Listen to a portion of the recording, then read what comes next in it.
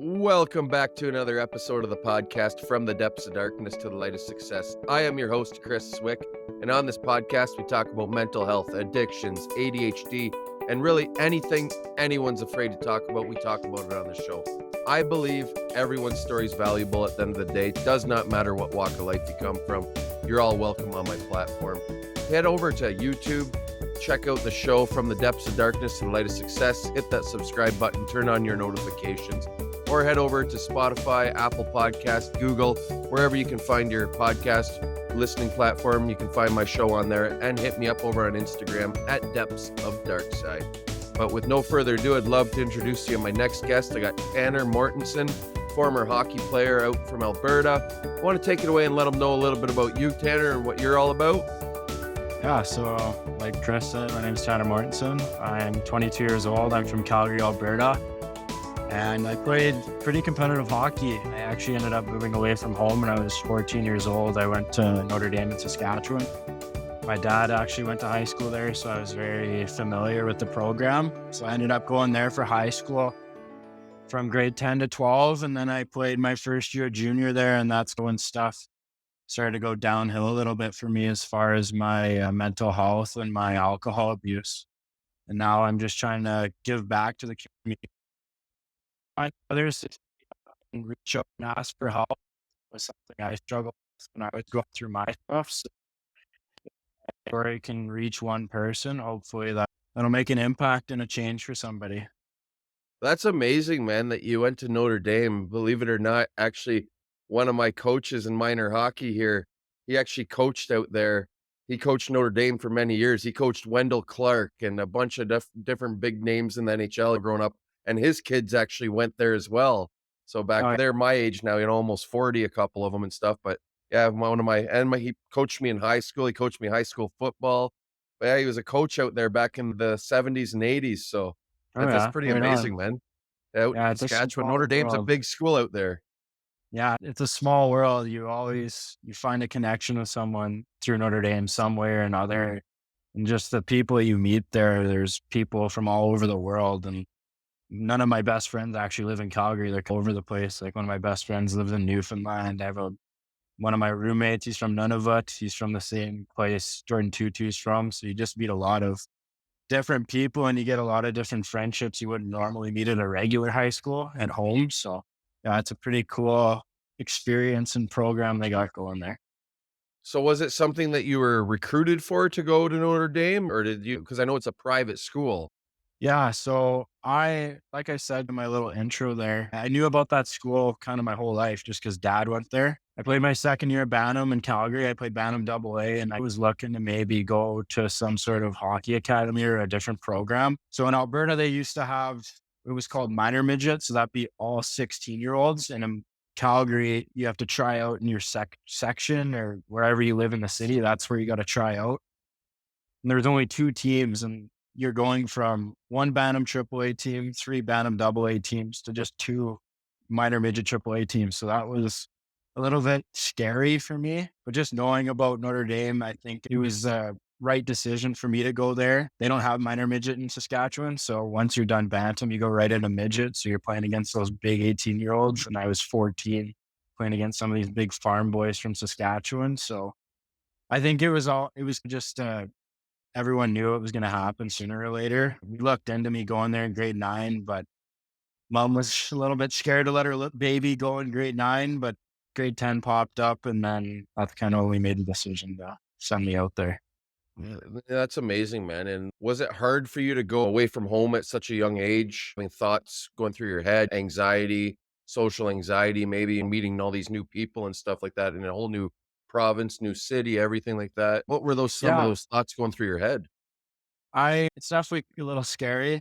14 years old, moving away from home. I don't think a lot of people can say they have done that, and going somewhere where I haven't been before and I don't know anybody. It was definitely a little bit of a culture shock when I get there, to say the least. But the way that place operates, and it's very family oriented school. There's not very many people that go there, and you're in the middle of nowhere and all you have is each other. So that first year, I was lucky enough to have 3 returners as my roommates, and they took me under my wing and made me feel like I was, belonging and involved in the part of what they had going, so it made it a lot easier, and a lot of the teachers actually that taught my dad too, so that made it a little bit easier just because once you go to Notre Dame, you don't lose those connections, so if stuff was going on, like, obviously people could talk to my dad because they all know each other, but no, I'd say the first month was a little tough, but once you got into the routine and once hockey starts, it's you don't really have time to worry. You're so busy that you go mode all the time. But yeah, I that place will always be a special place to me. That's amazing, man. And then let's fast forward a little bit.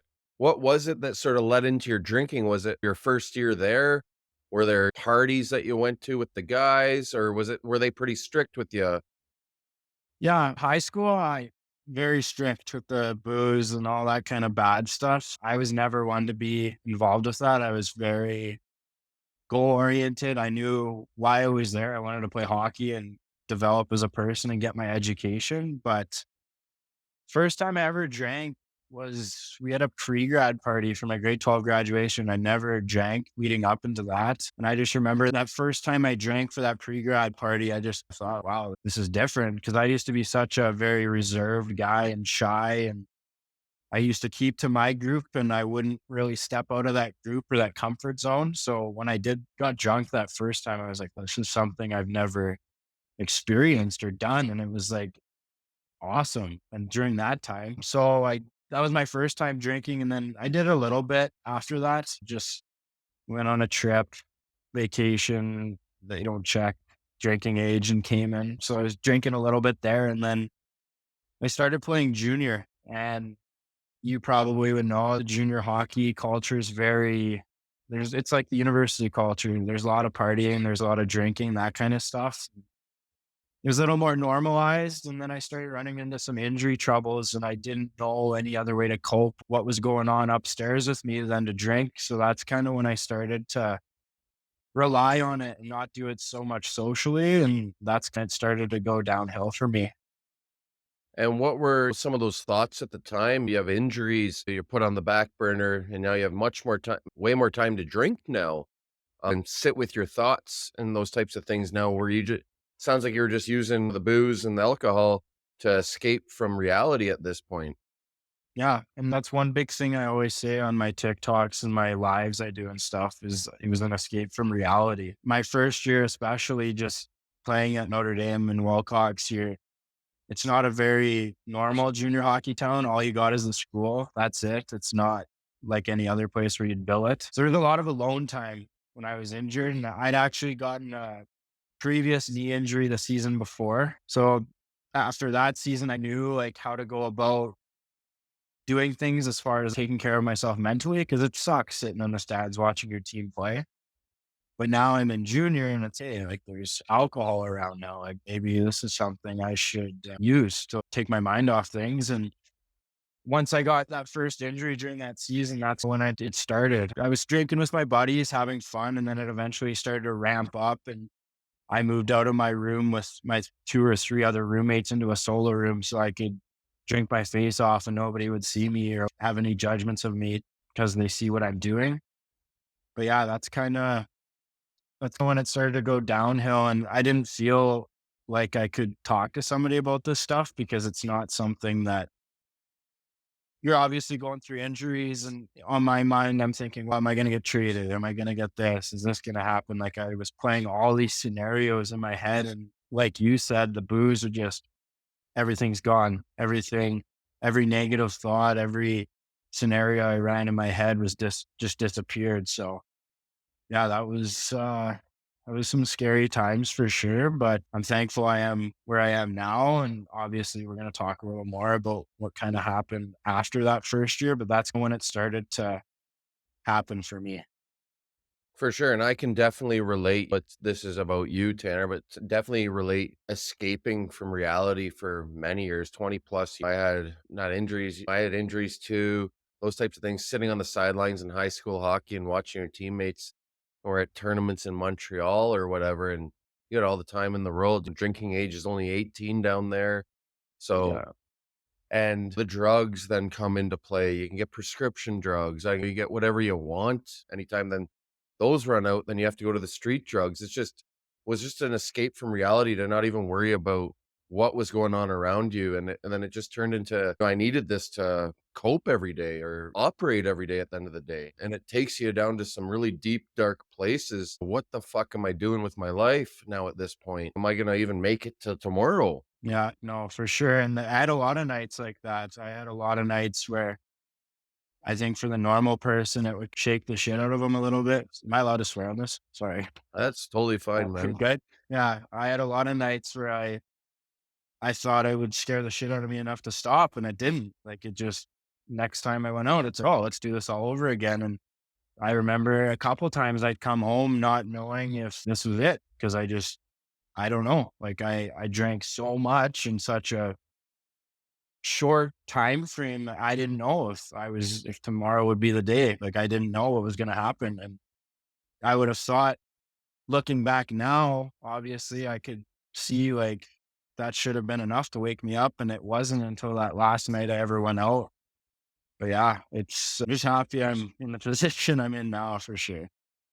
And I want to talk a little bit about junior hockey culture because I have friends. I never made it to junior, and I had tons of friends that played in the OHL over here, which is part of the CHL. You got the Mhm. WHL out west, the Q in Quebec and down east, and got the OHL in Ontario here. And I had plenty of friends. Even my brother-in-law, he was a captain of the Guelph Storm here in Ontario for a few years. So there's so much to do with that junior hockey culture from tons of friends that I talked to. Some people didn't see it as much as others did. There's lots to be said, and with especially taking care of the players' mental health, that should come first and foremost with tons of things going on this day and age, but I find it still isn't. They say they sweep things under the rug, and you got to call a spade at the end of the day, but they're not. They just want to sweep everything under the rug. And what are your thoughts on Yeah, I think that's kinda why I'm doing what I'm doing now. I was pretty fortunate when I played. I had a lot of coaches who I think it just was bad timing, wrong place, wrong time for me. I was pretty fortunate that they all treated me, like, with respect and were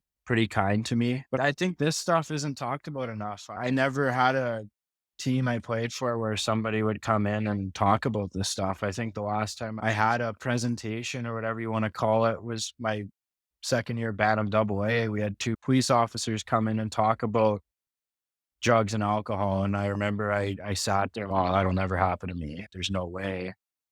And now I'm doing what I'm doing now, and that's kinda why I'm doing it. Because I was in that position at one time, and I never thought that it would happen to me, and I find for me, like, I'm super relatable because 'cause I'm not very far off age-wise with some of these kids, and I still played against some of these kids that are still playing junior hockey. But I know I think there needs to be a lot more of the talk about this stuff, and there's so much stuff going on during the season, like trades and road trips and all these little things that I think people forget what's actually going on behind the scenes. And I think that needs to be a little bit more normalized. And I see guys like Paulie O'Byrne he works at the London Knights, and I think what he's doing is awesome. And I think we need more stuff like that for sure. Yeah, it's such a people call it taboo. They wanna even players I talk to, they don't wanna talk about their experiences and stuff like that, but I feel that lots more guys are starting to come out 'cause after hockey, where do these guys go? Lots of them, there still isn't the support that's needed, I find, once you leave junior hockey, go on to university, or left to your own devices at the end of the day, like we've been talking about. And what Mhm. do? You go drinking and drugging or to escape reality at the end of the day. We keep coming back to that, but it's the truth of the matter here. Yeah, I know. That's what happened to me. I'd like to say an identity crisis after I stopped playing hockey. I was pretty unfortunate. My last year was during a COVID year. So I guess leading up into that season, I wasn't going to play anyways because I'd lived in 3 provinces the season before my 20-year-old year, and that kind of just sucked the life out of the game for me, I guess you could say. So I wasn't going to play, and I drank. I think there was maybe a week I took off that whole summer going into my 20-year-old year. And I ended up going out and playing in Estevan in Saskatchewan my 20-year-old year. But like I said, we had a COVID season and we got shut down in November. And we got sent home because we didn't know if we were going to play or not just because of COVID. And I remember just sitting there, what am I going to do? This is my last year. Am I going to wait and see if we're going to play? Am I going to wait and see if I get a scholarship? Am I just going to apply for school? And it had been February. I still didn't know if we were going to play or not. And that's kind of when I just decided, you know what, I gotta pack it in because I can't just keep sitting here wondering what's gonna happen. And during that time, it was obviously dark because I didn't know what was going on and I wasn't working. And just the rest of the world, we couldn't do anything because of the pandemic. But I decided I was gonna apply for university, and I my drinking at that time was kind of steady. I wasn't at the magnitude as I once was. But when I went out, like I went balls to the wall, I pedaled to the metal, and I was pretty lucky going into my first year university. I had that last night where I went out. I was supposed to go out for supper with a couple of my buddies, and I ended up going out till 6 o'clock in the morning. And I got home, and I remember waking up the next afternoon and my sister telling me, in my relationship at the time, she had been calling my sister, like wondering where I was. And there was other people questioning where I was because they hadn't heard from me. And I just decided that was the day to figure it out because it wasn't only self-destructive for me, but it was also hurting people around me. And that was the last day. And I started my university journey sober, which was definitely tough as well, just because there's not a lot of people my age in my situation where they don't drink based on like having a problem. It's usually religious reasons or out of self-choice. But yeah, it's definitely, I went through that identity phase, what you were talking about. And now I just know healthier ways to cope and feel my feelings. Yeah. Feeling your feelings are like super important. And I was just listening to a podcast earlier today, actually, and they're talking with an addict, and I could totally relate though. The guy's, yeah, he asked me what I did with the whole pill bottle, all the pills. He's like, how many did you take? I'm an addict. I took them all. Yeah. I could totally relate to that. Everything had to be Mhm. gone at the end of the night. By the time we woke up with stuff left over, that wasn't a good night Yeah. for me. I don't know for you, but, like, I that Yeah. is just rang true to me. It's so true, though. An addict, we gotta take them all. That's what addicts do. Yeah. Yeah. No, for sure. And I remember like when I was drinking, I always wanted to be the last one standing. Like I wanted to be the guy that drank the most at the party. I wanted to be the guy who was, like I said, last man standing. So no, I relate to that. And I'm lucky I didn't get involved in the drugs and stuff. That kind of scared me a little bit, that stuff. It was obviously I seen it and stuff, but wasn't something I was interested in. And when I quit drinking, I was going through my feelings, like I said, and I ended up going to the doctor and got prescribed some pills. And I started to get really sick when I started taking these pills. And in the back of my mind, I'm thinking, is this something else I'm going to get addicted to? I was pretty scared. I ended up kicking those. I wanted to figure it out. I didn't want to have to use something like that and just the way they made me feel. And I remember probably 2 or 3 weeks into taking these things, I was stone cold. Somebody could say the most awful, malicious possible thing you can say to a human, and I would have just been blank, no emotion. So, yeah, that wasn't for me. And obviously, it helps other people, and I commend them for that. And whatever works for them. But for me, I couldn't live like that, feeling like that, because I didn't have any feelings. So, I can relate with that too, with some of the stuff they had me on when I had quit over 3 years ago now, and I was just like, "I'm getting sick of feeling like this." I waking up feeling like a zombie. The like yeah. you said, no emotion.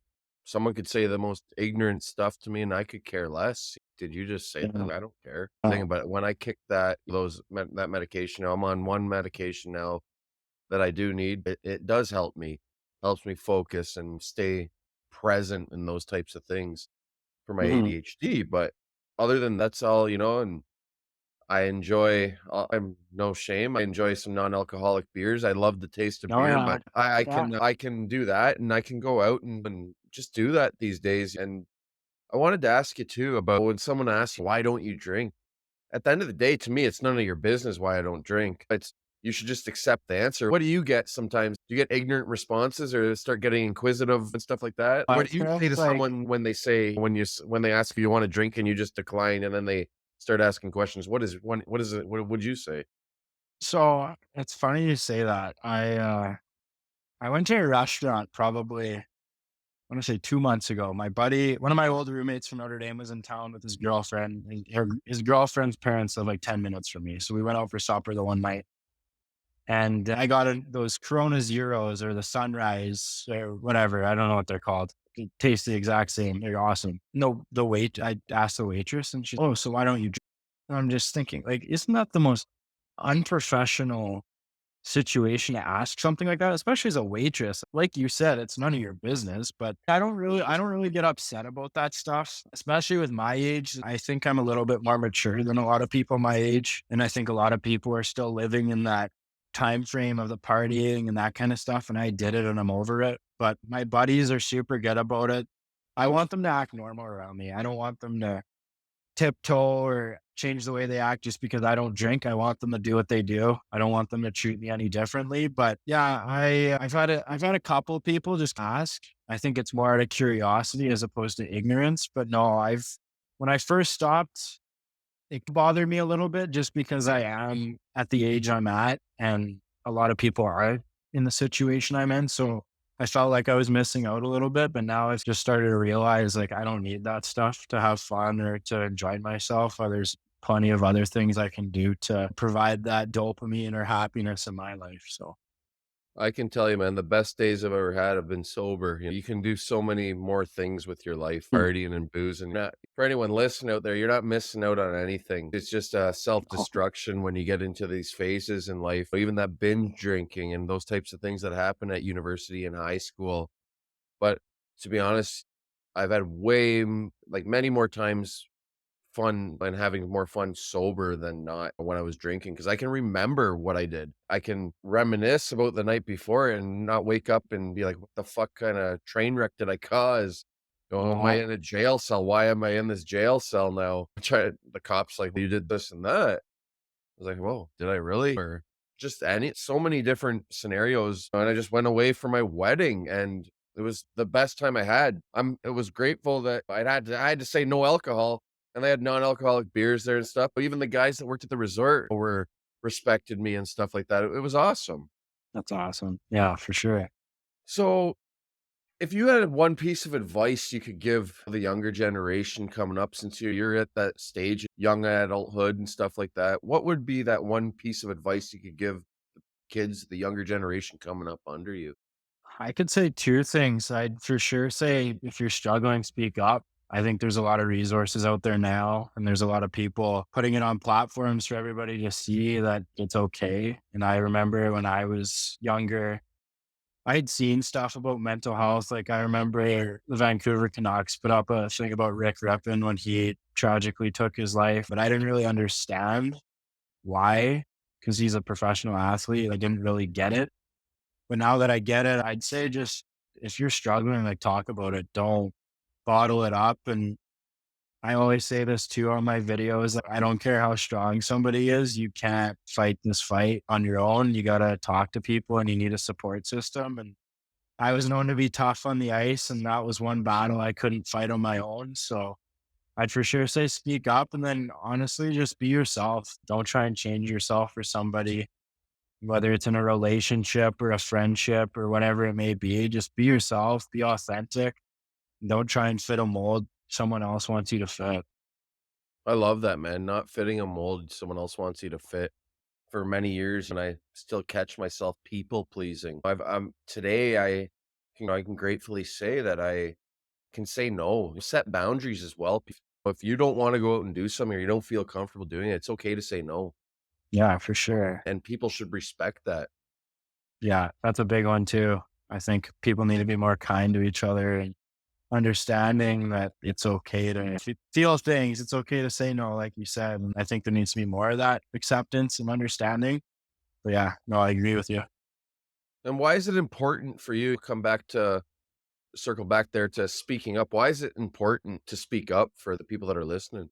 I think it's important to speak up because I remember going through my stuff and I it can eat you alive. Just all these scenarios running through your head and like we talked about earlier, waking up the next morning and what the fuck did I do the night before and all this anxiety and it feels so much better just to let it out and be out in the open and You don't have to tiptoe and hide. And I remember like when I was going through my drinking stuff, I was like that closet drinker. And I remember when I was at home, I'd go to the liquor cabinet, be a sneaky rat and drink the booze and then put the empty bottles at the back of the cupboard, that kind of stuff. And I hated living like that, just being sneaky and not being open and honest. And the day I did that, I felt it was like everything was released, everything was done, it was over. I didn't have to hide anything anymore. And no, that bottling that stuff up, like I said, it can eat you alive. And I think it's just super important to just be open and let it out. You don't have to fight the battle by yourself. We talked about it earlier. Like I said, there's plenty of resources, whether you're comfortable doing it in person or online or messaging through Instagram or whatever. There's tons of different resources, and whatever you think you're more comfortable with, do it. Like the worst thing that can happen if you ask for help is maybe it's not the type of help you need. Maybe you figure out, okay, I want to take a different avenue. So you don't know unless you try. So I love that, man. You don't know till you try. You don't know till you try something out or check something out or read it. I was reading up on new things and listening to new videos. I just really want to get back into these things, get back into the groove of things in 2023 here and start really diving more deeper into my own personal journey, but helping others get through their battles and stuff too. But the Yeah. number one thing, like we've talked about, you got to take care of you before you can take care of everyone else, or love yourself before you can love others as well. No, that's huge. And I don't think people can expect to love others if they can't love themselves. You can't expect to be a helper if you can't help yourself. And I think that's a big misconception too. I don't think a lot of people understand that the people who help or the people who love, they need help too. They need love too. Like they need to take care of themselves. And I made a lot of connections in the past 2 months ever since I started doing this stuff. And there's a lot of people messaging me and messaging these others. And we need time for ourselves too. We need to work on ourselves. And obviously we want to help. That's the main thing. That's what we want to do. But we got to work on ourselves too. And you need to take time for yourself to make sure that you're doing okay before you can help others. Yeah, it's just like the old saying is, don't burn the wick at both ends, else you're just gonna run yourself into the ground. Exactly. No, exactly. So, what are three things that you do for your mental health on a day-to-day basis, Tanner, to keep yourself in check and get yourself through that day? I recently, since September, I've gotten back into the gym. Before I started getting into that drinking stuff, I was a psycho in the gym a little bit. We'd come back at 3 o'clock in the morning and I'd be going to the gym after a 5 hour bus ride. That was my thing. So I started getting back to the gym and I've tried to start doing stuff out of my comfort zone. So last year, after my school year, I signed up for classes past fall, and there was a public speaking course.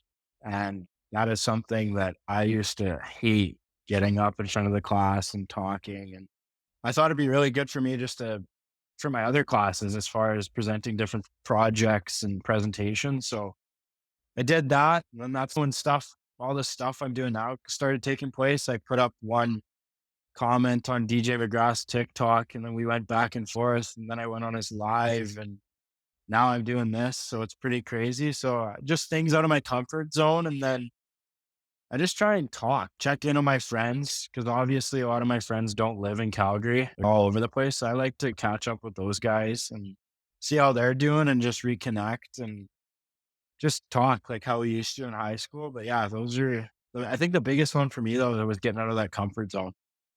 I love getting out of that comfort zone when you say that, man. It's brings so much joy to your life. Once you get out of that comfort zone, you're like, hey, fuck, I really like doing this. Get out of Yeah. my comfort zone was giving back to in the community too, just volunteering. And it's so much fun actually when you just give back and volunteer and sit down with people and relate to them and their stories and stuff like that. So I love that, man. Though, listen, get out of your comfort zone. Go do something that you've wanted to do, but you're scared to do it. If you're scared to do it, just go do it, and you Yeah. never know, it could change your life. Yeah, for sure. No, that's a big one for me now. Just trying new things, whether it's with my buddies or my girlfriend, just try things I wouldn't normally do, whether it's a food or an activity. Like we went axe throwing a couple weeks ago. That's not something I'd really take time out of my day normally to go do, but it was awesome. I'd probably do it again. Run can be fun or I'm looking forward to I just found a roller skating rink, man. I'm gonna go try it out. Oh, awesome. Oh, that's awesome. And it's a fun date as well No, if you got a partner or just or with some buddies or whatever. So I'm gonna try some new things out this year myself as well and get back into more hobbies that I used to love doing. It's awesome. it brings me joy as well. All But right. yeah, man, we've come to the end of the episode, Tanner, and I truly appreciate you coming on the show. But where can everyone find you before we get going? Mostly on TikTok and Instagram. They're both the same at it's Tanner.Mortenson27, both on Instagram and TikTok. Uh, Awesome, man. So cool. everyone, please go check out Tanner over on Instagram and TikTok. Show him some love. Give him a follow. If there's one thing I could take away from today's episode is speak out. Go out of your comfort zone, people. Try something new today. You never know if you don't know till you try it at the end of the day. So don't knock it till you try it. Exactly. Thank you again for coming on the show today, Tanner. Truly appreciate you taking the time out of your day to do, man. No, thanks for having me, Chris. It's been a long time coming. We've been going back and forth on Instagram here for a little bit. So we'll have to do a live or something here right away in the next couple of weeks on my Instagram. For sure, man. You take care and you have a wonderful rest of your day. Awesome. You too. Thanks again, Chris. Awesome.